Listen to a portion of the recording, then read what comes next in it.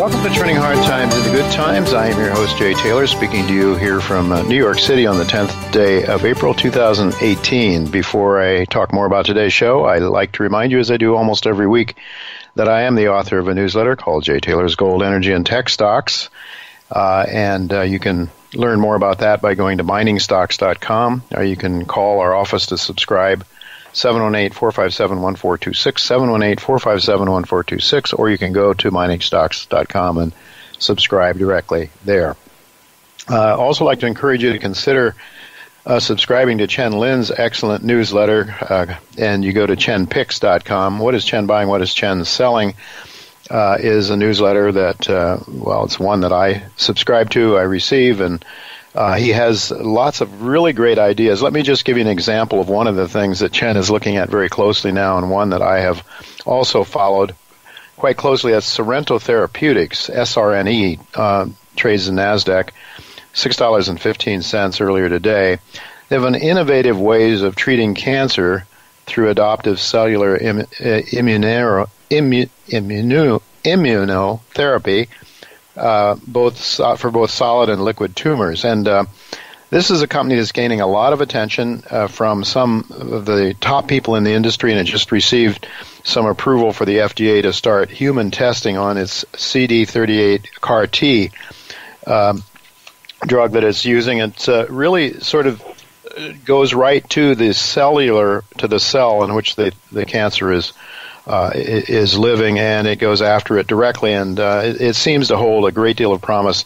Chen just noted that, in fact, some major drivers are in place for this company's progress. First of all, they do have the ability now, the right to start testing this on humans. It has been very successful in animals in the past, but now they'll start the human testing. And there's a deal with a company called Cellularity. It's a private company that in this field that is a very, very major company, and the likelihood of hooking up with a major pharmaceutical company appears to be on the horizon. And then lastly, it seems as though the company may be getting very, very close to if these other things take place, as we think they will, then it looks like Sorrento will get a listing probably in the Hong Kong exchange as well. So Chen really keeps up with this story very, very thoroughly, and he knows the management, talks to them frequently, and he will help you. If you subscribe to his letter, he can help you as well understand what is happening with this company, and would suggest, again, it's chenpicks.com if you're interested in subscribing to Chen's newsletter.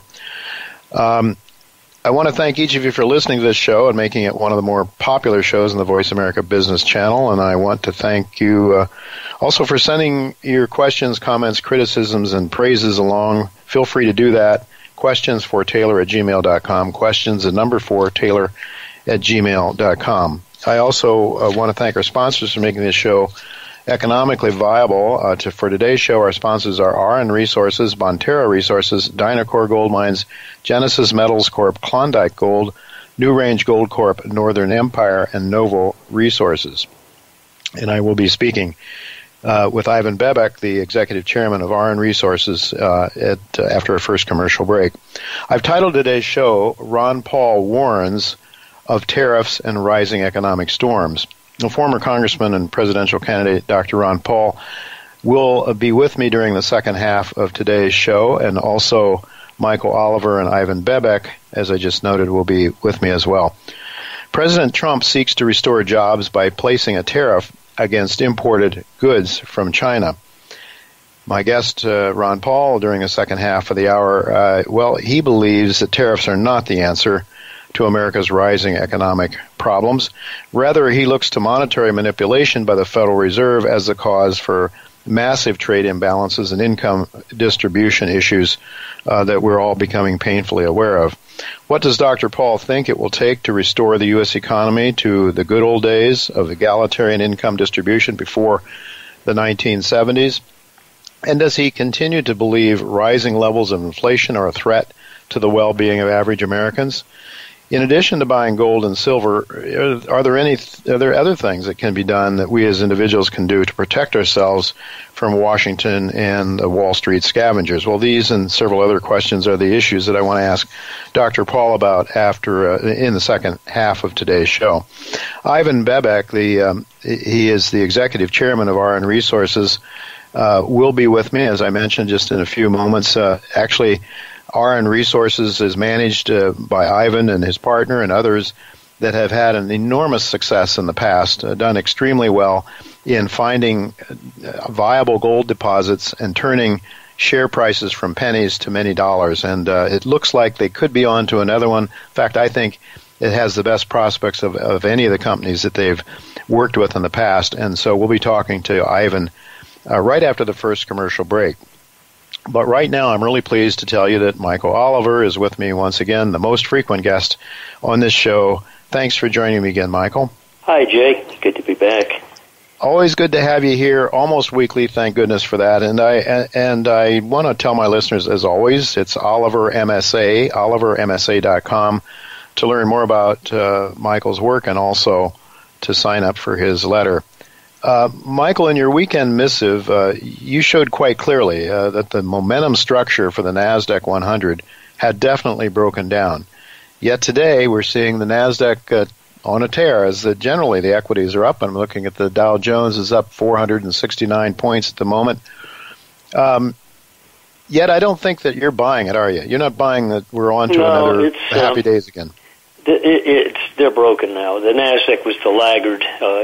S&P broke in February, the early February break, but the Nasdaq avoided my numbers astutely, and but it broke them this quarter. So in the first week of April, they're gone. I think that I've argued in reports before that I'm not sure how the outcome is for this bear market, whether it's the potential for a crash-like situation or an arduous, time-consuming decline. I'm more inclined to think it's the latter. That you go in big layers, then you have big fist fights well below the highs that go nowhere, but they're fist fights, and they impress both sides 1 week, then another week, then, et cetera, et cetera. Just right now, S&P, for example, just look at a weekly price chart. Look at the last 4 weeks. Find the midpoint of the last 4 weeks. It's about 8-9% off the high. So we're having a pillow fight way off the high. And if you look, pardon the term, an idiot chart, you take a price chart of the S&P, go back on a monthly or a weekly, and go back and draw an uptrend line, you can see that, oh my goodness, it's sitting on a line. And the line was defined by the weekly close in February, that sharp 2-week drop we had. Then there was a big rebound that lasted until March, didn't make a new high. Then you came back down and squatted on the line for the last 4 weeks. I mean, you didn't hot-foot it off the line. You're just sitting on it. You rally, you come back, you sit on it. So it's hugging the line. I'm talking price charts now. When I run comparable charts using momentum measurements, such as a 3/4 moving average, a 200-week moving average oscillator, and plot the same time period, I'm below the trend structures. The fight is going on below broken uptrend lines that jump off the page at you. If you look at the momentum chart, you say, oh my gosh. You look at the price chart and say, hey, I'm holding. Well, there's a debate there. And I think the debate usually it resolves in favor of momentum. And I've got too much momentum evidence that says, no, you're broken.